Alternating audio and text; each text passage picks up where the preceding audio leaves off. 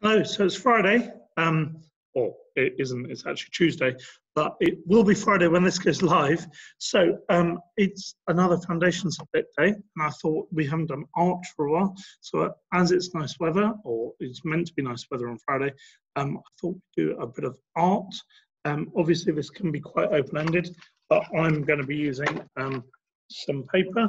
I would recommend taking a picture of what you're going to be drawing.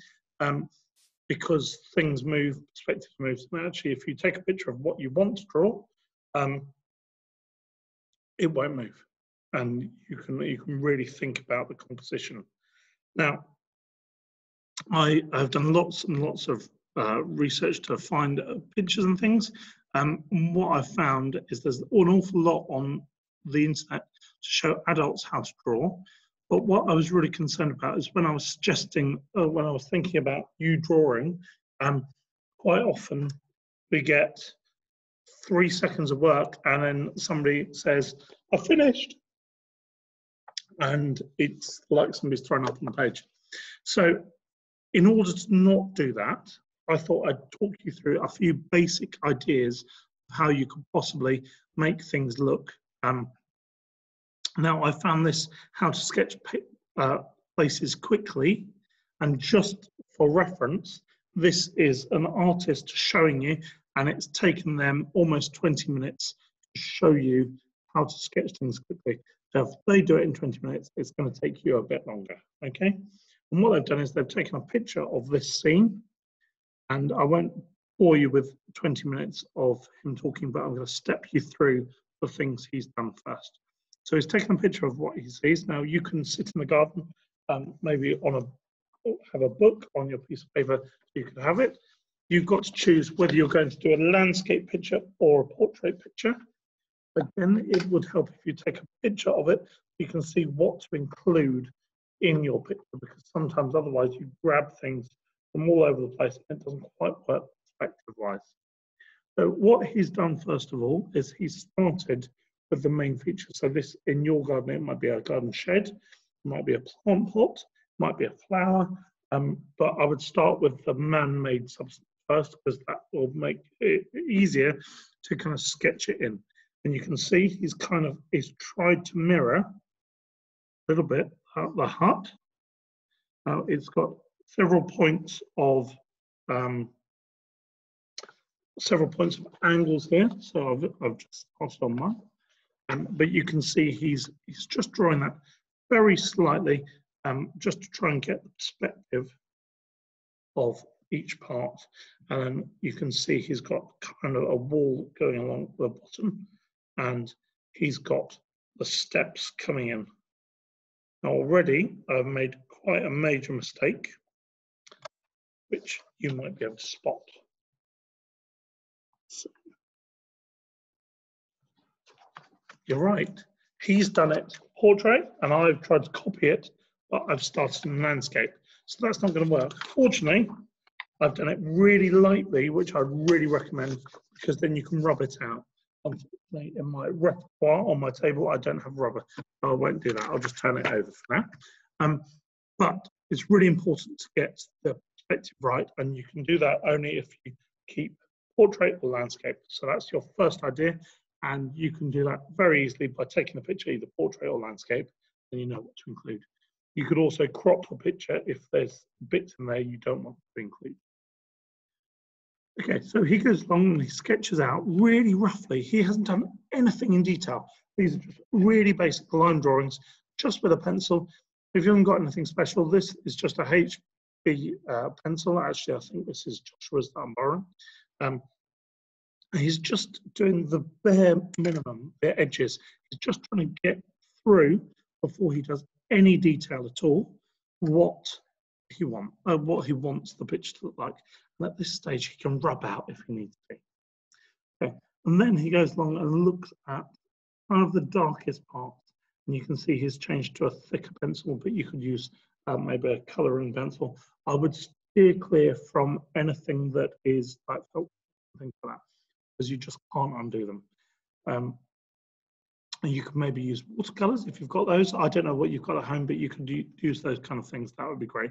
But I'm talking about it from a perspective of using mainly a pencil. And you can see he goes along and he's kind of shading in and doing quite rough lines. It doesn't particularly look much like this at the moment, but you can really see that dark section coming out.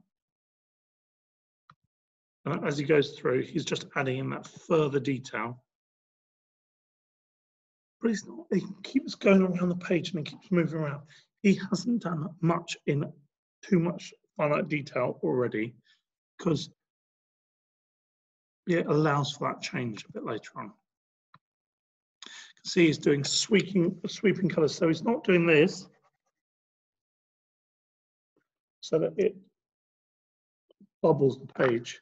He's much more doing things lightly,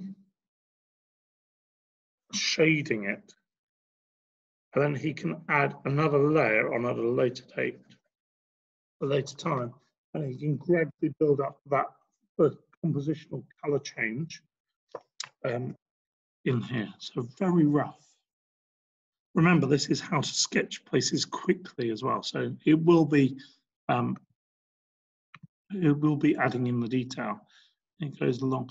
And one of the things he says is really important is don't try and get every single leaf. Don't try and think, oh, well, I've just counted there's 382 leaves, so I'm going to start drawing individual leaves, because individual leaves will be there all day.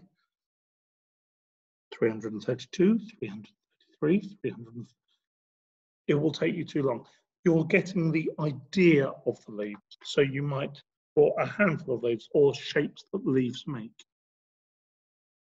And that creates an overall effect rather than, as you can see, he has not added in each individual leaf, but he's got an amazing overall effect. I should have said this is one I did earlier, shouldn't I? Never mind. And you can see he's slowly adding in that detail. And all of a sudden, okay, it doesn't look like a photograph, but it is a very good sketch with some detail in it. But all he started with, let's just go back to some of the more basic parts. All he started with was the steps and the outline of this house and kind of where the trees start. So it's gone from there to something much more like that. So I don't want you to very quickly, finished my tree. We are doing rough outlines and working at sketching really neatly. Shading, and you can of course do research on YouTube first of all to see what things you can find out about how to sketch. But sketch something in garden, I would recommend taking a picture so it doesn't change. But if you don't want to do that, that's absolutely fine. Just sit there and sketch something. Okay. We would be studying tones, so we'll be thinking about different tones. So that's why using just a pencil is quite amazing, because it's the same color, but you get completely different tones based on how firmly or lightly you press. Remember, don't press too hard at the start, because then you can't rub out at all. Okay, lovely. I hope you enjoy that. I'd love to see all of these on portfolios, because I just really like to see your pictures. If you can, what I would really like is a picture of what you've taken, what you've drawn here, and the picture you've worked from. So they should look very similar, just like on that gentleman's picture. So you've got the actual photograph and then a picture of what you've worked, and you can do a collage and put them together like that and send them into your portfolios. It'd be really nice to see. Okay, so this Friday, we'll do some Monday lessons probably tomorrow, and I hope you have a great weekend.